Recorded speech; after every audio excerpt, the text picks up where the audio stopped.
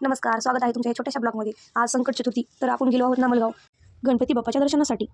आज रविवार सुट्टी होती, त्यामुळे मी आणि माझी मैत्रीण व आमच्या दोघीची मुले खास लेकरांसाठी आम्ही गेलो होतो. दर्शनही होईल आणि लेकरांचा आजचा सुट्टीचा दिवसही मस्त जाईल. हे मंदिर अष्टविनायकापैकी एक मंदिर आहे. हे खूप प्रसिद्ध आणि जुने मंदिर आहे.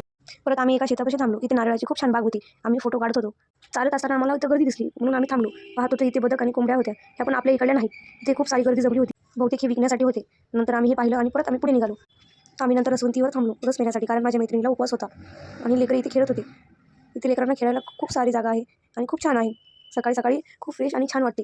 इथे आम्ही रस पेलो आणि नंतर पाहिले तर इथे ही विहीर होती. विहीर खूप खोल होती. कन्हैया रसवंती पहा, खूप छान, खूप खोल आहे. आम्ही पाहिलं, रस पेलो आणि थोडा चिवडा खाल्ला आणि परत आम्ही निघालो. हे राहिलेच. आम्ही पुढे जाऊन नर्सरीमधून हे झाडे घेतले. दोघींना पण 2 झाडे घेतले. हे झाडे आहेत ओव्याचे पानं आहे ते. याचा फायदा खूप छान आहे. हे सकाळी आमुषा पोटी जर आपण रिकाम्या पोटी जर एक पान घेतले आणि त्यानंतर थोडे कोमट पाणी पिलो, तर आपले पोटाचे सर्व आजार आणि पोटाची चरबीही कमी होते. असा गेला हा आमचा आजचा दिवस. Bye bye. लाईक आणि सबस्क्राईब करा.